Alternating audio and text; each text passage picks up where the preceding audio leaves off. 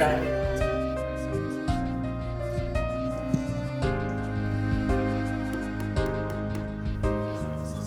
and gentlemen, members, today is February 7th. The Legislative Coordinating Commission is called to order. A quorum is present. We have a full agenda, members, and I want to make sure that we have ample time to go through the agenda, but I also think it's important for us to start with introductions because we have a cross-section of House members and Senate members, and some are new. Some of us are new, and some have been on this commission for quite some time, and we thank you for your service and thank you for returning. So the first thing that I'd like to do is do introductions. So if you'd be so kind as to introduce yourself, your Senate district, any tidbit that you want us to know. So give us a brief commercial. Don't give us Mr. Long, Representative Long, that long commercial, okay? That brief commercial, okay? So I'm going to start with, of course, the Speaker of the House because she's here, and then I'll go to the Senate Majority Leader, and then I'll go to the ends and come forward, if that's okay. Representative Hortman, Speaker Hortman. Senator Champion, I always love being with my colleagues who used to serve in the House here, so nice to see you again. I represent District 36B, or no, I'm sorry, 34B after redistricting is Coon Rapids, Champlin, and Brooklyn Park. Thank you so much. And one gentle reminder is that you flip the switch so that it's on. But make sure that your mic isn't hot, so if you say something bad about me, you don't want me to hear it, See, that's okay? a Senate thing. Do you want me to start over, or? Yes, please. Okay, I think it's morning. No, good afternoon, Mr. Chair. Melissa Hortman, I'm the state representative for District 34B. I represent Coon Rapids, Champlin, and Brooklyn Park, and I've been in the legislature 18 years. Thank you so much. Senator Dziedzic. Thank you, Mr. President. My name is Carrie Dziedzic. I represent Northeast, Southeast Minneapolis, across the river, Cedar Riverside, and the West Bank of the University of Minneapolis campus, Augsburg campus, and I was elected in a special election in January 2012. Thank you so much. With that being said, that we, of course, started with protocol, I'm going to start with Representative Dames, if you'd be so kind, and then we'll just go right around. Thank you so much. Thank you, Mr. Chair. Senator Gary Dames, Senate District 15, which is 6 counties in southwest Minnesota. This is my 13th year in the Senate, and this will be my 13th year on the Legislative Coordinating Committee. And before we get to Senator Murphy, let me say Senator Dames, because someone reminded me that I said Representative Dames. And you didn't correct me, Senator Dames. Yeah, I'll pass on that. Senator Murphy. Thank you, Mr. Chair. My name is Erin Murphy. I represent District 64 in the Minnesota Senate, which is the western and southern part of St. Paul.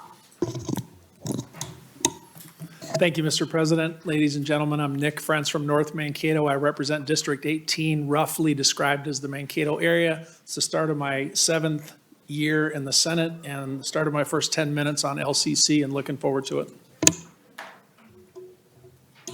Mr. Chair, members, Senator Mark Johnson, represent Northwest Minnesota. A little tidbit about my district. It is the #1 district in the state. It sounds good. Representative Long. Thank you so much. Jamie Long, and I represent parts of southwest Minneapolis. Representative. Thank you, Mr. Chair and members. I am Representative Lisa Dameth, representing District 13A, a portion of Stearns County. Third term in the legislature and first 10 minutes on the committee. Sounds good. Representative Garofalo. Thank you, Mr. Chairman. Pat Garofalo, in my 10th term in the Minnesota House, I represent portions of rural Dakota, Goodhue, and Rice counties. And Representative Gomez. Thank you, Mr. Chair. My name is Aisha Gomez. I represent the south side of Minneapolis, District 62A, and this is the beginning of my 3rd term.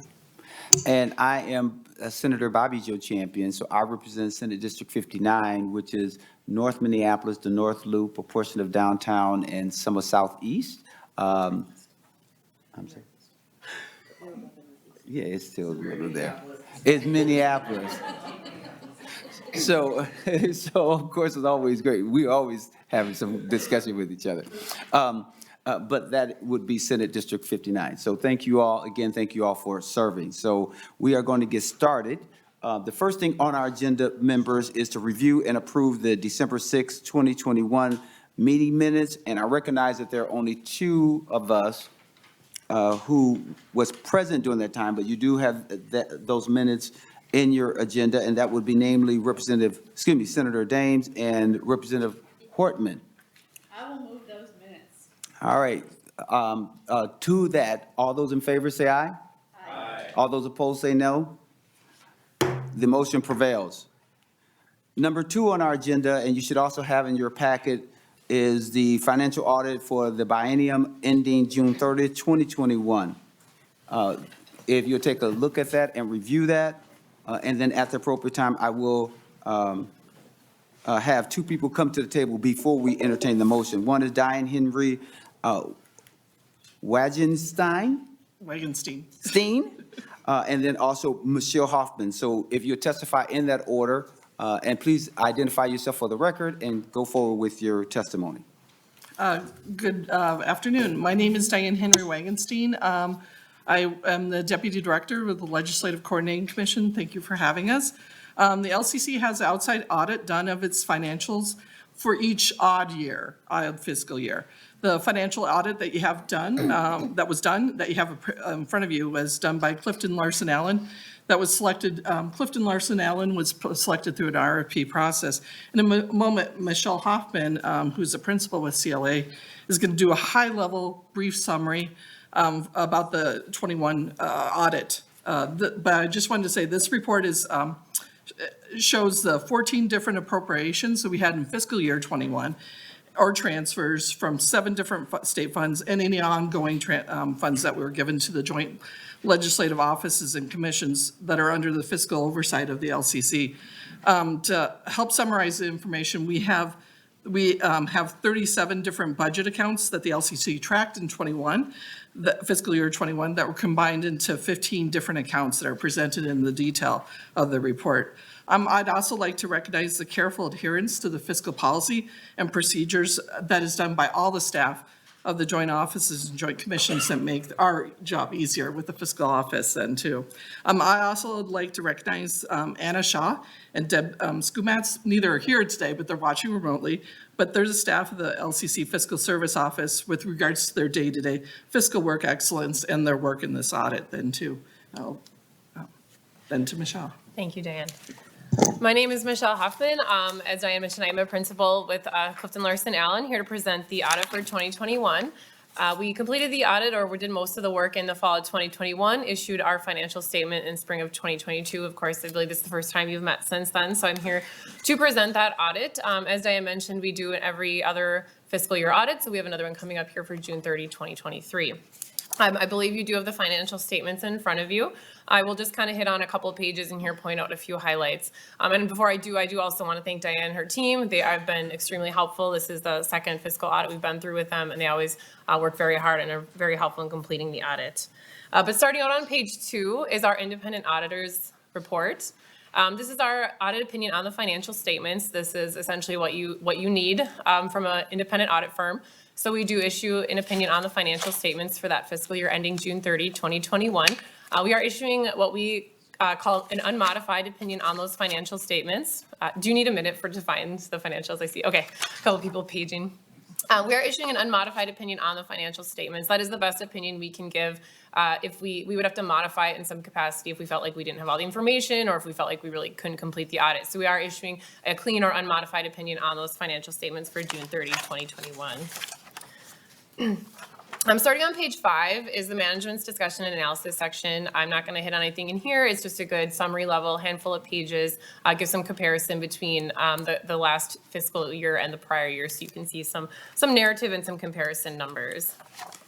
Page 11 is the start of what we consider the basic financial statements. It's only really a handful of pages. The first 2 pages are financial statements presented on the full accrual basis. We call them our government-wide. We don't really spend too much time here, but just to point them out, the differences you will see between these and our fund level statements are long-term items. So you'll see some long-term liabilities related to pensions, compensated absences, and other post-employment benefits liabilities, mainly health insurance. So that's the difference in these first 2 statements. Skipping ahead a couple pages, you will see on page 13, we have our general fund. So these are our financials on the modified accrual basis. This is more of what we kind of focus on year to year and when we're looking at budgets and things like that. This is the general fund, but it does encompass all 15 of those sub-commissions and funds that Diane just mentioned. So of course, you do have 15 funds that are kind of all combined here into the general fund. So you can see the unliquidated appropriation there of about 8.7 million, a few small items, liabilities related to accounts payable and wages payable to result at your ending restricted fund balance. If you skip to page 15, you can see how we got there. Of course, we had our appropriation of just under 15 million for the year and our expenditures, which totaled almost 14 million. So an increase of just over $1 million in that fund balance for the year. On page 17, we have our budget to actual statement. Again, this is looking at all 15 of those kind of subcommissions and committees put together into one fund. So you can see, of course, we knew exactly what our revenue or our appropriation is going to be. And then our expenditures coming in about $7.8 million less to have, you can see there, our change in ending fund balance. Most of the report is the notes to the financial statements. There's about 30 or 40 pages here. I'm certainly not going to hit on all of those, but it is just a lot more information on some various line items in the financials, a little more background on things like pensions, et cetera. But if you do go back to page 44, toward the end of the report, this is where you'll see the start of where we do have combining schedules. So you can see how each of those 15 subcommissions kind of combines up into our overall general funds. You can see the individual activity, both balance sheet on the first couple pages, as well as revenues and appropriations and expenditures on the next few pages. So you can take a look at each of the individual commissions and how those ended up for the fiscal year. After those first few pages, we do have budget to actual schedules as well for each of those. So again, I won't kind of hit on any specific ones, but each of those subcommissions has a budget to actual schedule that you can take a look at as well. And then the last piece, which I believe you have, but is a separate report, we do also issue an internal control letter. As part of an audit, we take a look at the commission's internal controls, a lot of the day-to-day transactions, year-end reconciliations, et cetera. Everything that Diane and her team are doing. And if we had anything to just note, whether it be an adjustment we made during the audit or maybe a kind of a room for improvement in controls, we would communicate that to you. All the controls and checks and balances and reviews looked pretty good. We did have one minor audit adjustment we made related to the compensated absences liability. So, and again, that's only on that full accrual statement, but we did have to make an adjustment there. But otherwise, overall, the controls and reviews that were in place looked good, and so we have nothing else to report with regards to internal controls. And with that, if anyone has any quick questions, that's kind of the end of my high-level summary for you of the audit. Thank you for your testimony to both testifiers. Any questions for the testifiers? Any questions? I'll be happy to entertain a motion to accept the audit, the audit report. So moved. All those in favor say aye. All those opposed say no. The motion prevails. Thank you. Thank you to the two testifiers. Now we're going to number 3, which is the LCC update items, and we're going to take those things individually. So I would like for you to review and approve updates to the 2022-2023 legislative plan for employee benefits and policies. Ms. Weber is going to testify on and give us some testimony to the testifier. Welcome, and state your name for the record and proceed. Good afternoon, Mr. Chair and members. I'm Michelle Weber with the Legislative Coordinating Commission. The first resolution that I'll speak to is titled LCC Resolution A1 in the upper right-hand corner. And these are some updates to the LCC benefit book. Line 6 of the resolution adds Juneteenth as one of the observed holidays for legislative employees and members. On lines 8 through line 13, that provides an update to the meal allowances when members are either in travel status or outside the state. And this updates the meal allowance to align with the meal allowance that is in the commissioners and managerial plans under MMB. Also on line 14 and 15, it authorizes the chair and vice chair of the LCC to approve any subsequent updates to the meals in the event there were increases or changes to those meal allowances. Thank you so much. Any questions on the A1? Seeing none, do I have someone who will move adoption of the A1? Thank you so much. Any discussion? Seeing none, all those in favor say aye. All those opposed say no. The A1 resolution is adopted. We are now going to review and approve updates to the LCC policy against discrimination and harassment. Ms. Weber. Thank you, Mr. Chair. And the resolution there before you is labeled LCC Resolution A2 in the upper right-hand corner. This provides updates to Section 2 of the policy against discrimination and harassment for all of the employees and individuals under the LCC. Line 6 through line 27 provide updates to the scope of application. So it includes a clarification related to the Office of the Legislative Auditor employees. A significant number of employees in the OLA are under the policy that Minnesota Management and Budget has in place according to statute, and so this clarifies that. And then on lines 27 and 28, it clarifies that this policy does not apply to the ethnic councils or staff of the ethnic councils, which are executive branch employees. Beginning on line 30, section 3 of the policy is updated to add a definition of non-legislative member. That term is found throughout the policy because several of the working groups and joint commissions that the LCC works with have both legislative members, members of the public, or it could have agency designees on it. So this is providing a definition of the non-legislative member.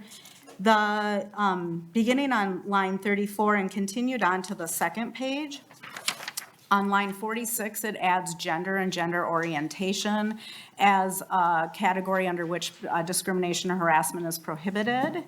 And then beginning on line 51, it changes any references to should to must in the reporting requirements associated with discrimination and harassment or retaliation. And this was advised to be to ensure that all of the offices under the LCC are handling any reports consistently. Thank you so much to the testifier. Any questions on the updates to the LCC policy against discrimination and harassment? Any questions? Seeing none, will anyone put forth a motion to approve the updates? It has been properly moved. Any additional discussion? Seeing none, all those in favor of the motion to approve the updates to the policy, say aye. All those opposed, say no. The A2 resolution has been adopted. Members, we're now going to go to review and approve resolutions establishing subcommittees. Mr. Chair and members. To the testifier. Yes, you have several resolutions before you to establish the subcommittees under the LCC. Within statute, the LCC is authorized to create subcommittees to perform work on behalf of the LCC. The first subcommittee that is presented to you is the establishment of the Subcommittee on Employee Relations. Any questions about that, or you want to give any additional testimony about it? Members, any questions of the testifier? Then I'm looking for. Mr. Chair. Senator Johnson. Thank you. I just got this up here. Is there any changes, or is this a pretty standard document resolution that we've been doing over the years? Ms. Weber. Mr. Chair and Senator Johnson, in all four of the resolutions that are brought before you today to establish the subcommittees, those are standard subcommittees that get created each year. There were some technical clarifications made in the documents to indicate both who convenes the first meeting of the subcommittees, so that helps the LCC to understand which members we should work with to convene the first meeting. Any additional follow-up, Senator Johnson? I think I'm good. Thank you, All Mr. right. Chair. Any additional questions? Anyone, I'm listening for a motion to establish the Subcommittee on Employee Relations, which is the LCC number 1. So moved. Any further discussion on that motion? All those in favor say aye. Aye. All those opposed say no. The motion to establish this subcommittee on employee relations is adopted, the LCC 1. Now we're looking at the LCC Subcommittee on Administrative Rules. Ms. Weber. Mr. Chair and members, this subcommittee is established under LCC statute. If 2 members of the LCC or 4 members of the legislature request that a rule be reviewed, this subcommittee would meet to review that request. Any questions? Hold on. Any questions? And Mr. Chair, I apologize for the interruption. 5 members of the legislature. I just double checked. Ms. Weber. Statutory. All right. Thank you. So stapled together there. Any questions on the LCC number 2? I'm looking for a motion to adopt, to establish the Subcommittee on Administrative Rules. So moved, Mr. Chair. Thank you so much. Any additional questions to that motion? Seeing none, all those in favor say aye. Aye. All those opposed say no. The motion to establish the Subcommittee on Administrative Rules is adopted. We will now move to the LCC number 3, to the testifier. Ms. Weber. Mr. Chair and members, the resolution establishing the subcommittee on ethnic councils is in place in the event that there is a vacancy in one of the executive director positions for the 3 ethnic councils. Under the statute that authorizes the ethnic councils, the LCC appoints the executive director, and the executive director serves at the pleasure of the LCC. And so that is the work of that subcommittee. All right, any questions of the testifier? Is there a motion to establish the Subcommittee on Ethnic Councils? All right, the motion is put forward. Any questions on the motion? Seeing none, all those in favor say aye. Aye. All those opposed say no. The motion to establish subcommittees on ethnic councils is adopted. Last but certainly not least, in this packet, we are going to LCC number 4. Ms. Weber. Mr. Chair and members, that resolution establishes the Subcommittee on Minnesota Water Policy. That is a group that reviews water policy recommendations and creates legislation for consideration by the legislature.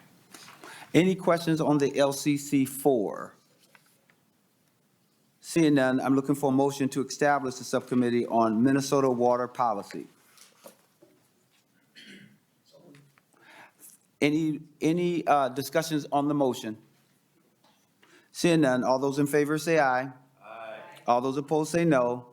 The motion to establish the Subcommittee on Minnesota Water Policy is adopted. Members, we will now proceed to number 5 on the agenda, which is review the joint legislative offices and commissions biennial budgets. And we're going to have a number of testifiers, it looks like. Ms. Weber, you want to start? Yes, Mr. Chair and members, you have 2 documents in your folders. One document is a narrative document that is titled Summary of Fiscal Year 24-25 Budget Requests, and the other document is a landscape document that has several pages with spreadsheets that provide additional information. I will speak to the 2 components for the Legislative Coordinating Commission office. We serve as a fiscal agent on behalf of the legislature for several activities, and then we also have an operating budget. There are several fiscal agent items that for which additional funds are being requested in this upcoming biennial budget process. The first of which is sign language interpreters. Currently, we allocate $11,000 a year for the provision of ASL interpretation, and we are recommending or requesting an additional $9,000 each year to meet the increasing demands for ASL interpretation. The LCC also pays the dues to the National Conference of State Legislatures, as well as the Council on State Governments and the Great Lakes Commission. We've been in contact with those organizations and have identified fee increases that are anticipated. So there's $56,000 over the 2-year period that is requested to cover those fee increases.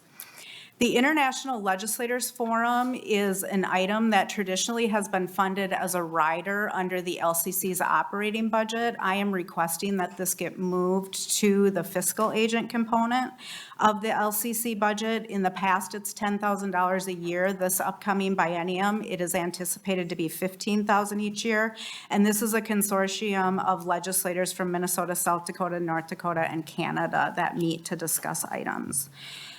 A very significant request that's before you for consideration is the television equipment upgrade. Currently, the television equipment that's used by the House and the Senate was anticipated to have a 5 to 8 year life cycle. One of the major components that supports the production of both the broadcasting and streaming services is going to be out of support in December of 2025. So to cover the costs of the Senate, the House, and then also television equipment and broadcasting capability in the Minnesota Capitol, the total request for that is $19,322,000 over the 2-year period. That also has some ongoing support and maintenance costs associated with it. The Wi-Fi system, similar to the television equipment that was installed around the time that the Capitol renovation occurred, that equipment is out of support, it's reached its end of life. It's very difficult to find equipment if something breaks with our Wi-Fi system. And then there's also been reports of not really great coverage in certain locations. So the information technology teams in the revisor's office, the House and the Senate contracted with a vendor to do what's called a site survey to determine where Wi-Fi antennas should be placed throughout the 3 entities and including the tunnels. Our phone system, which is titled the VoIP replacement, that will be out of support. Our contract for our support ends this October. And so that is also in need of replacement. There's $100,000 requested for the LCC to coordinate both written and spoken language translation, so that would allocate $50,000 a year for that purpose. And then item 8 under the fiscal agents is resources for the LCC to coordinate activities and provide staffing, purchase software tools to assist the legislature in complying with digital accessibility requirements, which under current law we're required to comply with in October of 2024. The next item under the LCC is an operating increase within the LCC's office budget. This would add 3 staff to the LCC, the first of which being a director of diversity and inclusion. The other 2 positions that are requested is to increase the capacity in our fiscal services office.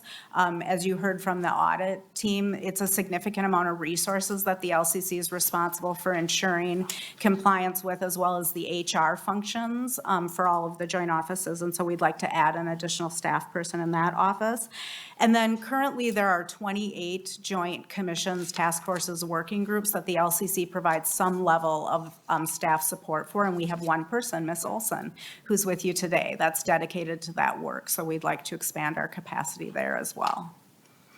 And that concludes the overview of the LCC budget items.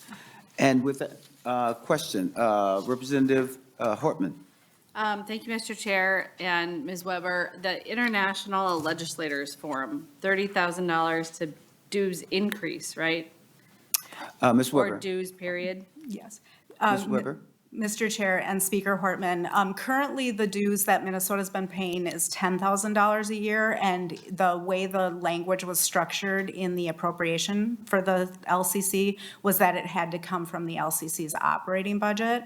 So I'm actually requesting that this not be a carve-out from the LCC's operating budget, but yes, they did notify me in the last couple of weeks that the fees are increasing from $10,000 a year to $15,000 a year. Representative Hortman. Yeah, so Mr. Chair and members, this is not an entity I've heard of. I don't know if it provides value to Minnesota. I know that members go to NCSL and CSG and the Great Lakes Commission. I know of members who participated. I know of work that they've brought back. I'm not sure we need to spend $30,000 to be a member of the International Legislators Forum. Senator Johnson. Sure. Thank you, Mr. Chair and Speaker Hartman. Appreciate that. This is something that I've participated in the past, especially when I first started out. I think Representative Fabian and Representative Thomasoni were part of those, or Senator Thomasoni were part of those as well. So again, it's much like CSG and NCSL in the regards where a lot of the, there's a lot of the river issues that get discussed in there. There's a lot of cross-cultural or cross-border economic issues with agricultural.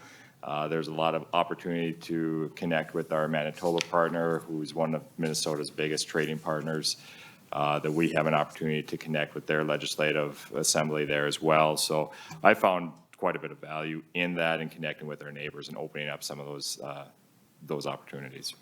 Any additional discussions? Senator Dames?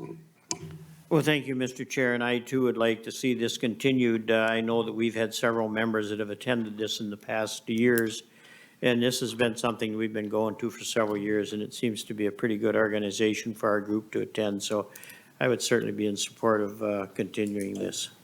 Any additional discussions?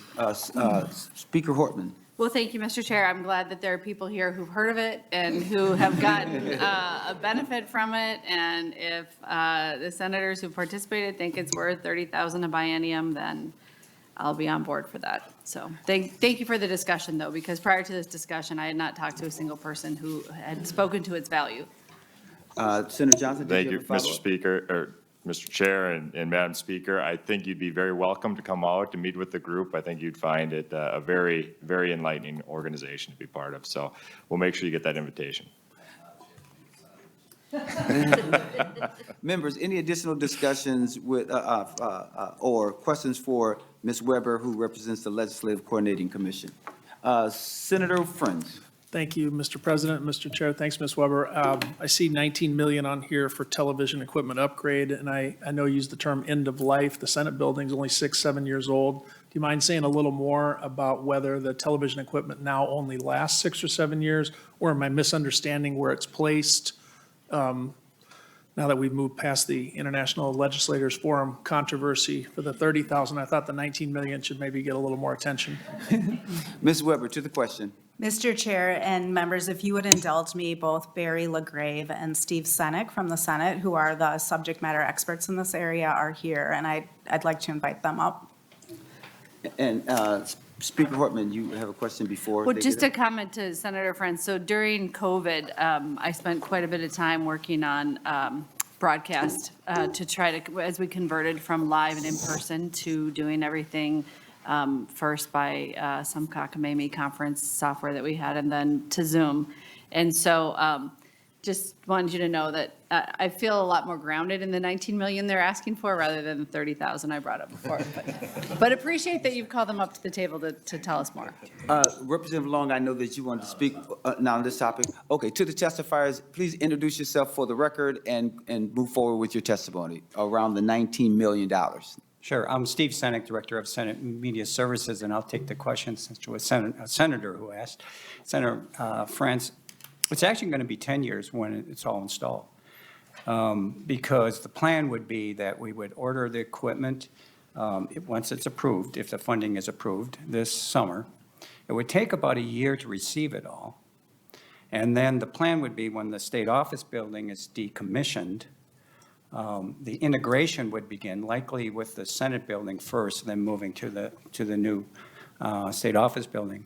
You know, I've been with the Senate for 40 years and been doing this, I think, with about 35 with the television. And my experience is that generally the equipment lasts about 10 years. But ironically, we've been told some of the equipment that we're currently using it no longer is supported. And a key component, the figure you see for 2025, the router, which actually drives everything, and that support ends in 2025.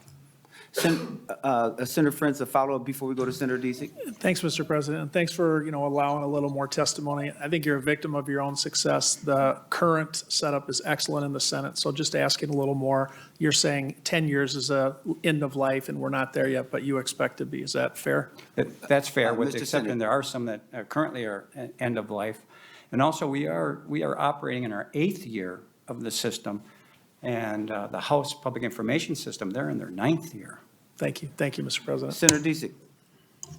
Thank you, Mr. Chair. And this isn't just the TVs, this is all the other interconnected, like you said, the router, all the other interconnections, so that we can literally broadcast from different rooms out to the public so that they can see them. Is that correct? Mr. Mr. Senate. Chair and Senator Dietzig, yes, and interestingly enough, when all of this equipment was installed, when the Capitol was renovated, it was done with serial digital interface. It's its own network. That's no longer the future. It's all going to be fiber and NDI and totally different systems. And with NDI, and the House is doing this and the Senate's starting to do it, we're able to drive cameras with a desktop. So that's why we can stream more of the meetings than with two high-quality production control rooms. Any other questions for the testifiers? Did you also want to? Barry LaGrave, Director of House Public Information Services. We provide TV coverage for the House. And Steve's exactly right. The biggest issue we face is the audio-video signal router, where all the signals come into this router, which is in the basement of the Capitol here. And that's what we use to distribute the signals back to our control rooms and stream to and produce coverage for the public. We were surprised a couple of years ago, as much as anybody, when we were told by the manufacturer they're no longer going to support this major piece of equipment. So that started this process. And then the expansion as a result of the pandemic, we went from, I know on the House side, we went from 2 live events at a time to 5. And so that's an expansion that we're glad to accommodate and look forward to providing in the future. And we've sort of cobbled together a process to do that. And part of this is to sort of normalize those operations, so more professionalized. But the router is the big issue. And Any additional questions for the testifiers? Seeing none, thank you so kindly for stepping up, and thank you, Ms. Weber, for your testimony around the Legislative Coordinating Commission. Now I'm going to Ryan Inman from the Office of the Revisers of Statutes. When you get settled, welcome to the committee, and introduce yourself for the record and proceed with your testimony. Mr. Chair, members, for the record, my name is Ryan Inman. I am the Reviser of Statutes here at the Minnesota Legislature. Hopefully you've all heard of us before.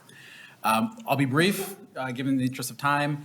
Our budget request can really be broken down into 2 parts. We've got our operational budget, and then we have a one-time request to replace our legislative drafting system.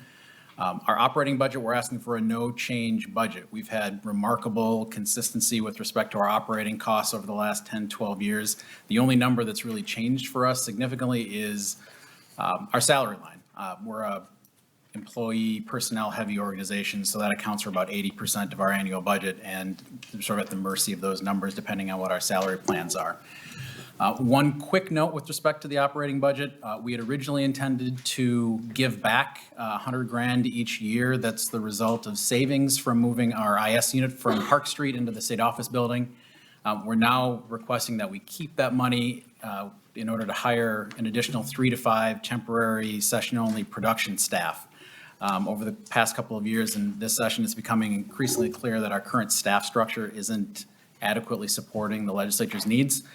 We're not at a place yet where I'm ready to ask for additional permanent FTEs, but the hope is that if we've got additional temps over the next few years, we will be able to increase our capacity and then come up with a more principled analysis and recommendation for you moving forward with respect to what our staffing levels need to be and should be to make sure that you're getting your work done here. The one-time request that we're making with respect to the legislative drafting system, this is a carryover from last spring. It was included in the House position in the state government finance budget, supplemental budget bill. It's $14 million in one-time money to replace the current system. Just for reference, we're in about year 20 of production of our current system Extend that we developed in-house. The age alone isn't really the problem. It's been a really reliable and durable system. It's just that we've reached a point at which we can't make changes or adapt to new processes within the legislature without breaking anything. So we'll fix something over here and the other side bulges out and falls off. And so we're losing the ability to adapt to your needs. The new systems give us that flexibility. Hopefully moving forward, we'll be able to add additional features for you. For that $14 million, that's really the entire process. You're getting the development, you're getting all the licenses, the building of the system, and along with some additional new features that you currently don't have. That would include a member portal that will allow you to request bills and work a little bit easier with nonpartisan staff in all the offices, hopefully with each other as well. It would also add a legislative workflow system. So to the extent that we can squeeze any more efficiencies out of our processes, it's through that sort of system. We've learned a lot over the course of the last few years about how to manage our work in a digital environment. This is really the last frontier to help us be a little bit more efficient for you. The process will take about 4 to 6 years. So if we were to get started this summer, you wouldn't see the system for quite some time. It usually takes about 3.5 to 4 years to be code complete before you can do your testing and final deployment. So really quick 30,000-foot view on that. Happy to answer any questions. Seeing that it takes that long for the system to get up and running, do you run the risk of what you're installing becomes obsolete and old because of the fact that it takes so much time? Mr. Chair, the short answer is yes, we run that risk, but it's no different than the risk we've been running for the last 15 years. Again, the system is really stable and durable. I don't think that you're risking any real loss over the course of the next 4 to 6 years in the service that we're providing. It's just that the new system will be able to sort of usher in a new generation of legislative service that we're able to provide in addition to what we do now. Any additional questions for the testifier? Representative Hortman. I'd just like to say thank you for processing a record number of bill introductions and apologize for the incredibly large workload. And we're doing all we can to get folks to coordinate so that we're not making redundant requests or excessive or unnecessary requests. So appreciate all the work. And you know, she put that on the record, so you can go back and you're going to listen to the record. Thank you so very much, Representative. Any additional questions for the testifier? Seeing none, thank you so much for your testimony. I'm going to Judy Randall, who's with the Office of the Legislative Auditor. Thank you, Mr. Chair and members. For the record, my name is Judy Randall. I'm the Legislative Auditor. It's nice to see you all today. OLA has for us, frankly, a sizable change item for the coming budget. There's 3 parts to it, so I wanted to walk that through for you. The total for the biennium is a $3.2 million increase. I want to note that this was approved unanimously by the Legislative Audit Commission at its hearing on December 6th. Of 22. At that hearing, I laid out several different options for the Legislative Audit Commission to consider, including scaling back, and in fact, the commission, and Senator Frentz is on that commission, so he can also speak to it, perhaps, unanimously approved the largest one and then asked us to go further. So that's what this reflects. The 3 parts to the increase are as follows.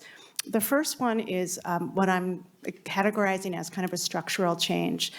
For fiscal year, for the 18-19 biennium and the 2021 biennium, OLA received about $1.3 million through the Human Services Finance Committee bill. And so we received kind of one-time funding in each of those 2 bienniums to focus on audits and evaluations at the Department of Human Services. As you can imagine, DHS is a regular place that we visit because it is a large agency that serves a lot of people. And so we used that funding at that time to fund ongoing staff. And so for those 2 biennium, we were using that kind of money that was not in our base, again, to fund ongoing staff. In the last biennium, we had some carry forward money and we were able to use that money. So it was not in the Human Services Finance bill, and nor was it in the state government bill. And so that $1.3 million for the biennium is a request to kind of have that money be part of our base target bill, or our base target funding, sorry, in the state government finance bill. The next piece of the change item is reflecting the direction from the Audit Commission to add 2 special review staff to our office.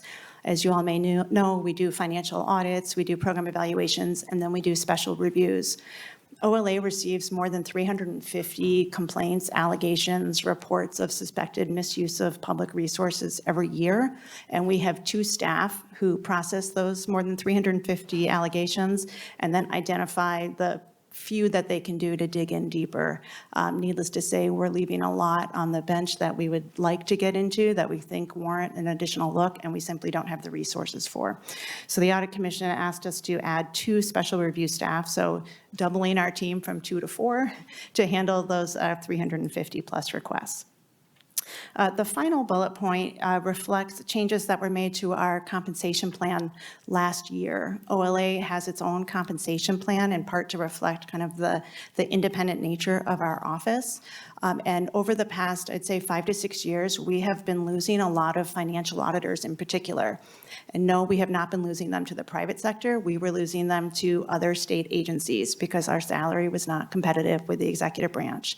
And so last session, the legislature approved, and we were really grateful for changes to our compensation plan so that we are now competitive with the judicial branch and the executive branch.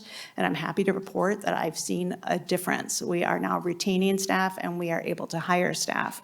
So that is great news for us, but it does come at a cost. And so that third bullet item on this list reflects the cost of that in our change item. So that's a quick overview. I'm happy to answer any questions. Thank you, Ms. Randall, for your testimony. Any questions? Senator Dezek. Thank you, Ms. Randall. Thank you, Mr. Chair. The special review staff, is that just because are they called that just because they do special reviews based on these allegations and report? And then are they full-time staff? And are they attorneys, CPAs? Can you just tell us more about their background? Ms. Randall. Thank you, Mr. Chair. Senator Dziedzic, thanks for the question. They are special review auditors is what their official title is. They are full-time staff focused only on special reviews. Special reviews are ad hoc reviews that we do, again, based really on the allegations that come in. Full-time staff, right now, they are more kind of general researchers, but if we got these 2 additional ones, I would definitely want to add somebody with financial audit experience, and then ideally somebody with kind of some CISA certification. Follow-up, Senator Dezek? Okay. Senator Friends? Yeah, I just want to say thanks, Ms. Randall. Good seeing you again. I'm going to miss LAC. Members, there are few organizations or offices that we get as much bang for the buck for the taxpayers out of the Office of the Legislative Auditor, in addition to the reviews that we schedule each year, which legislators get to have input on.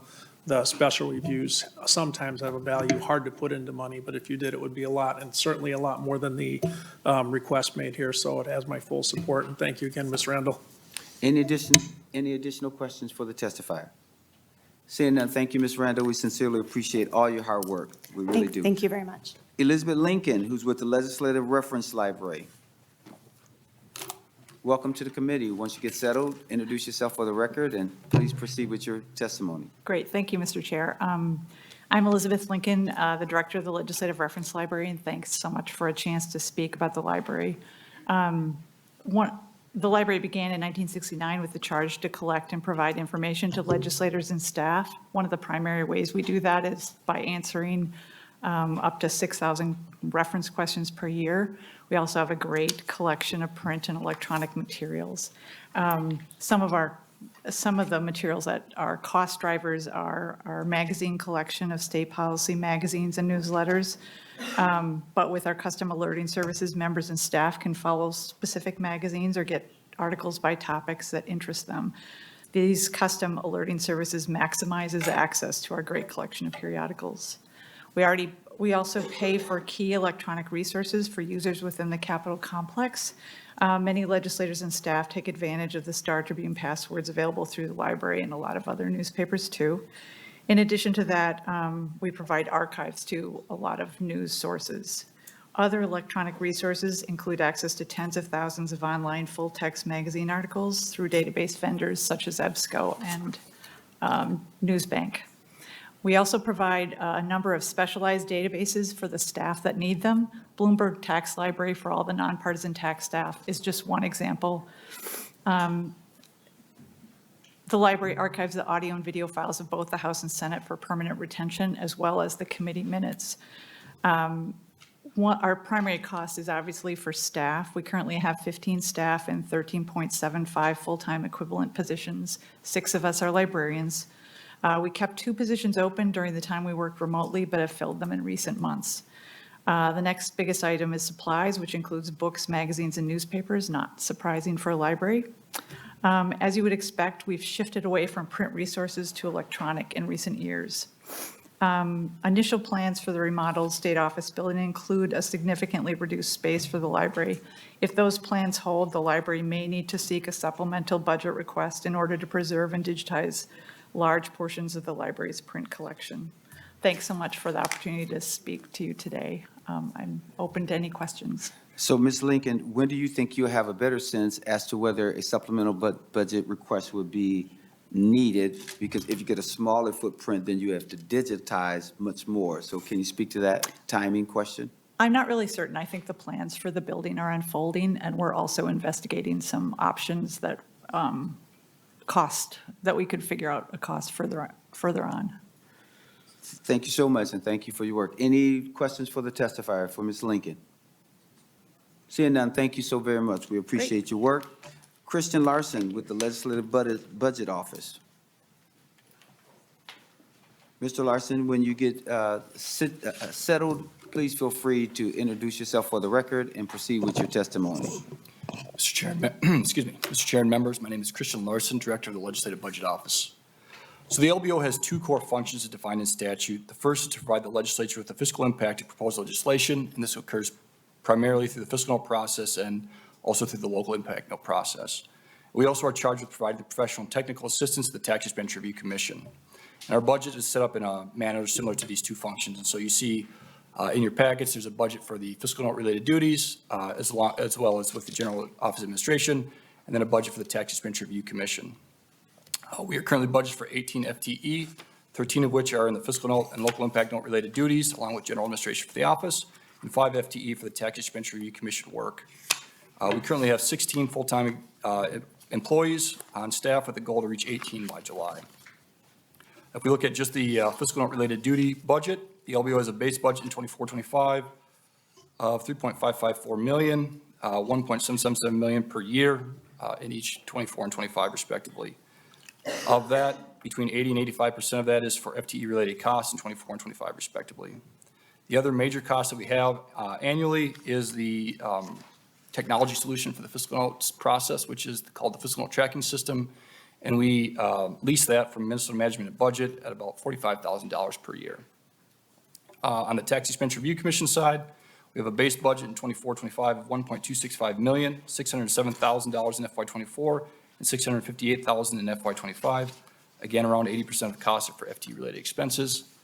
The other major costs with the Tax Expenditure Review Commission are related to performing the evaluation, so consultant costs for performing evaluations of tax expenditures, and also the purchase and lease, annual leasing of economic modeling software, which would support the evaluation of various tax expenditures. And the LBO does not have any change requests this year.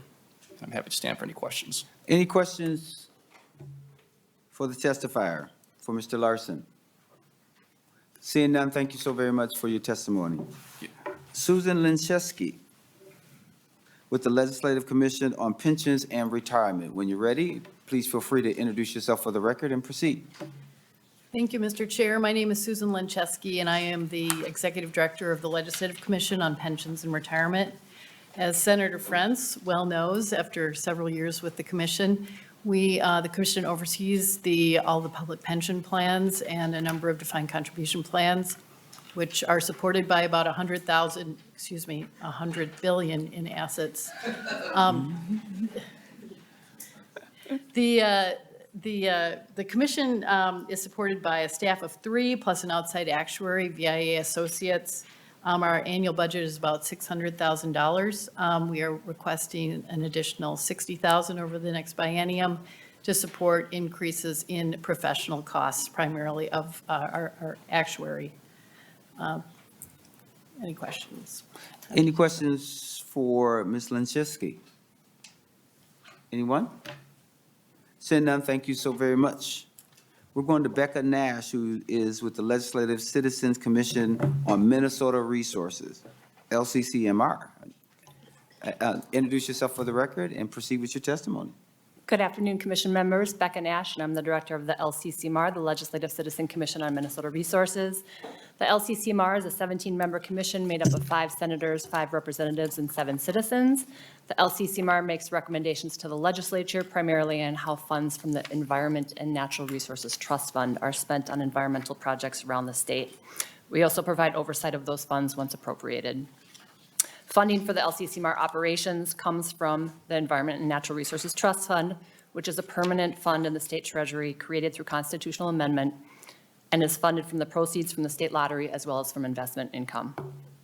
The majority of LCCMAR's work is conducted outside the legislative session. We hold approximately 15 meetings a year plus site visits.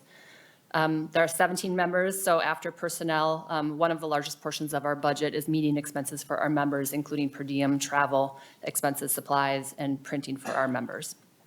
Our proposed budget for the 24-25 biennium has two main increases.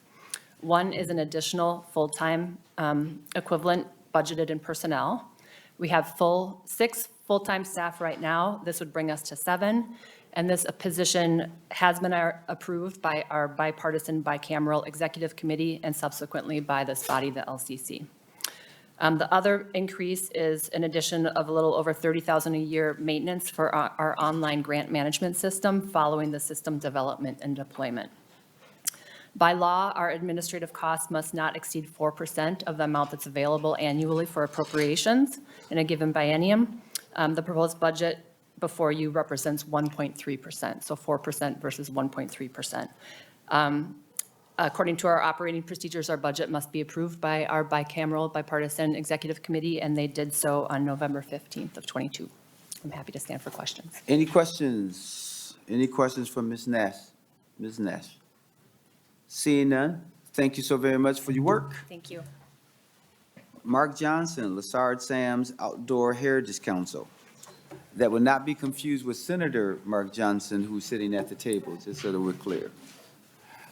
Mr. Johnson, once you are settled, please identify yourself for the record and proceed forward with your testimony.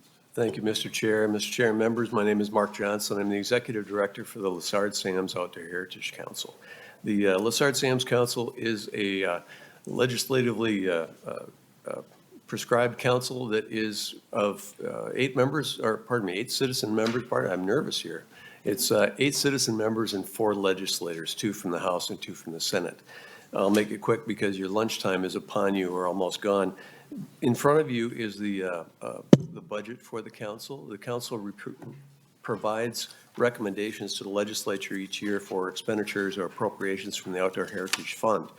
And this is part of those recommendations. The council actually has approved this and sent it forward with its recommendations for appropriations from the Outdoor Heritage Fund. I believe it's in House File 573 and Senate File 676 at this point, so you'll see those in your respective houses.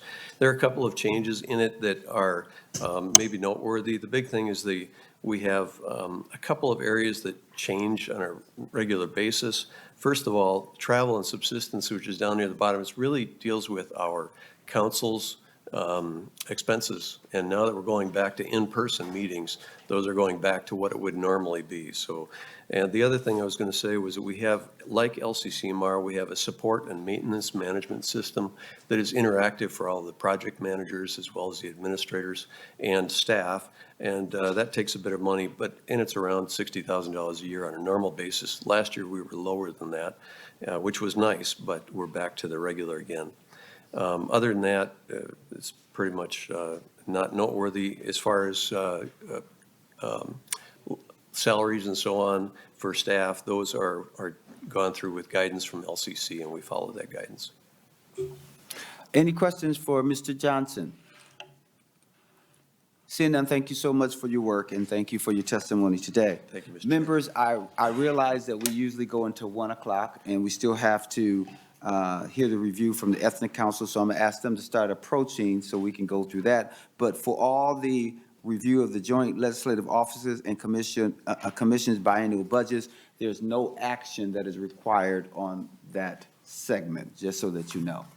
All right, so we'll start with Ms. Herr from the Council on Asian Pacific Minnesotans.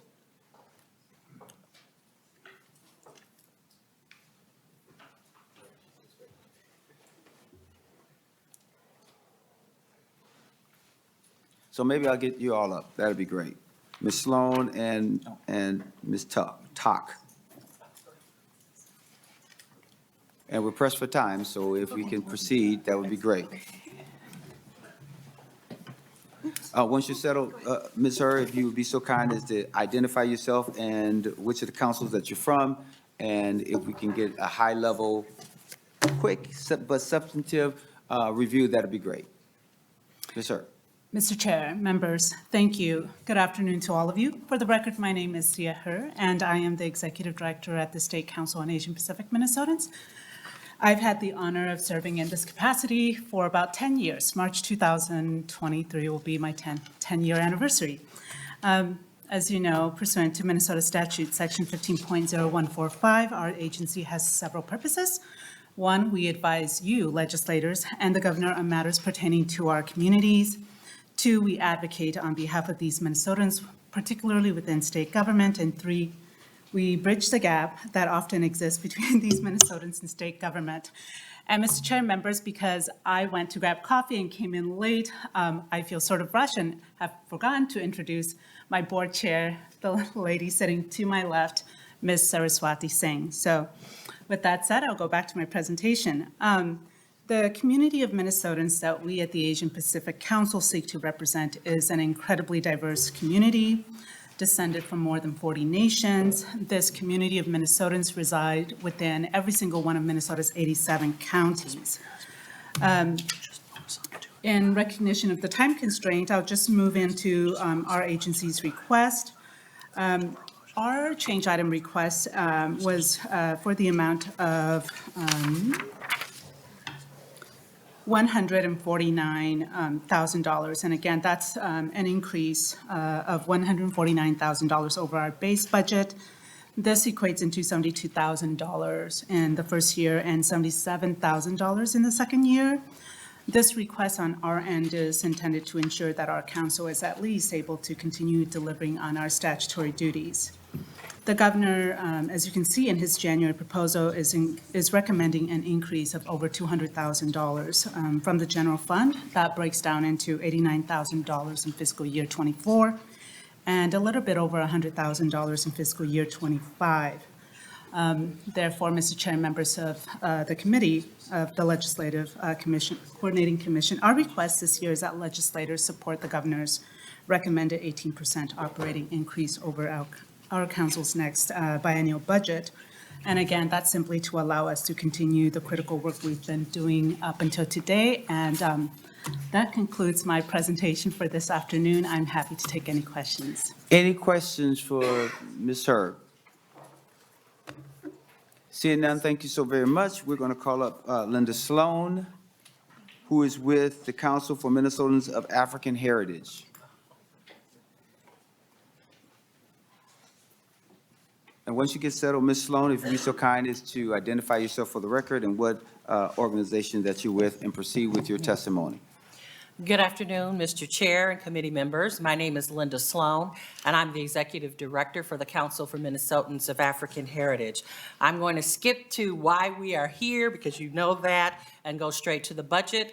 Our current appropriation for '24 and '25 is $552,000 respectively, and this funding is primarily focused in the salary area.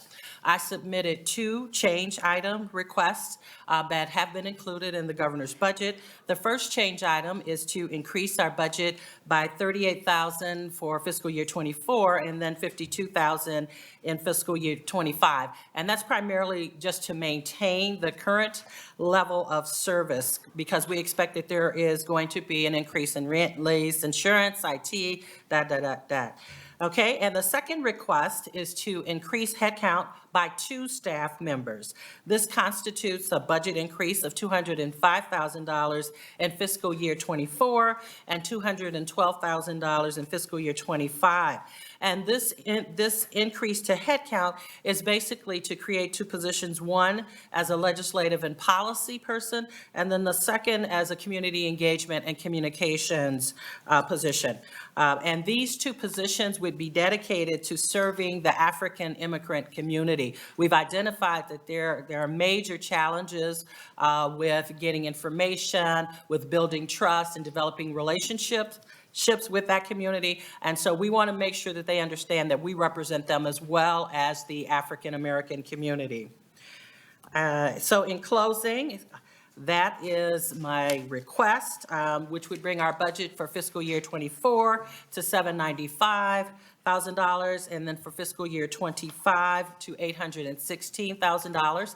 I would encourage you to support this.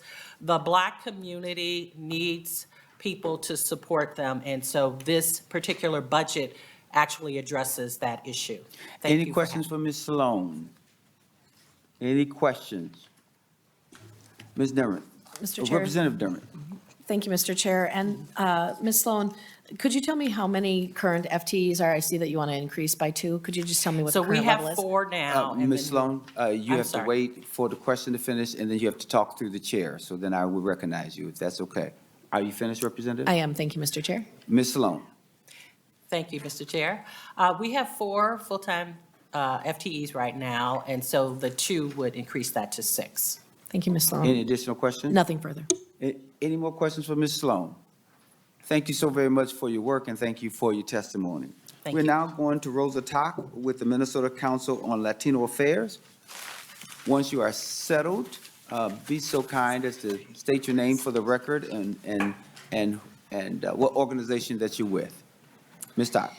Good afternoon, Senator Champion and members of the committee. Thank you so much for having us this afternoon. I'm going to go very fast as well because I know that we are limited in time, and my colleagues have already addressed the purpose of our councils, which is to inform you, the state government and policymakers on issues that are important and are pressing for our, in our case, our Latinx communities. And I'm here with the chairman of our board, Marco Hernandez. Hello, good afternoon. I'm Mr. Chair, members of the committee. Like Rosa said, my name is Marco Hernandez, Chair of the Board of the Minnesota Council of Latino Affairs, and, doing the work of being liaisons, not only for the governor's office, the legislature, but with the community. And so not only am I the chair, but back in 2017, I began as a fellow. So I do know the inner mechanisms of the council and know that everything they do for the community, they do it from the heart. They do research that not only helps with, the work that either different nonprofits that we partner do, but also the advocacy for the Latino community, especially on different issues that inform us on our legislative priorities this year. It never comes from the board. It always comes from the different community roundtables that happen in the summer with the Latino community. So we believe that, Senator Champion and members, that we add an important value to state government with the expertise that we bring in regards to our communities. And so for the next biennium, the governor has recommended for our agency operating adjustments to our biennial-based budget. That translates into $15,000 for fiscal year '24 and $32,000 for fiscal year '25, for a total of $664,000 in fiscal year '24 and $680,000 in fiscal year '25. And I requested a change item as well, and that is also included in the governor's recommendations, and this is for an additional 1 full-time employee.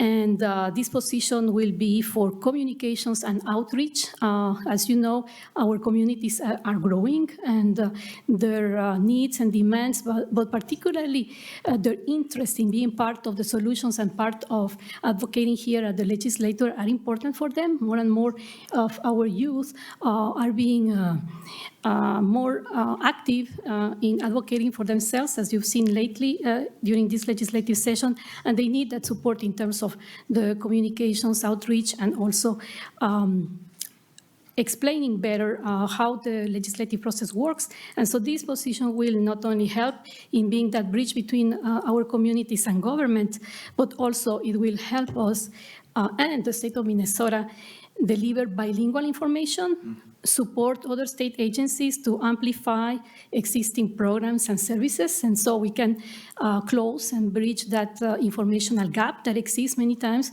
to reduce racial disparities, and also to help us, again, promote the services and programs that the state has.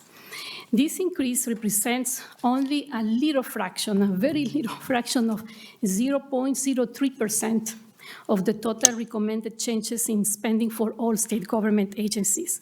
But this investment is vital to ensure that we can keep high quality bilingual and bicultural staff. All of our FTEs are bilingual and bicultural, and that we can keep them with competitive salaries and guarantee the same level of services that government and community members expect in the state. So thank you so much, Chair. And Thank you so much. Any questions for either one of the testifiers?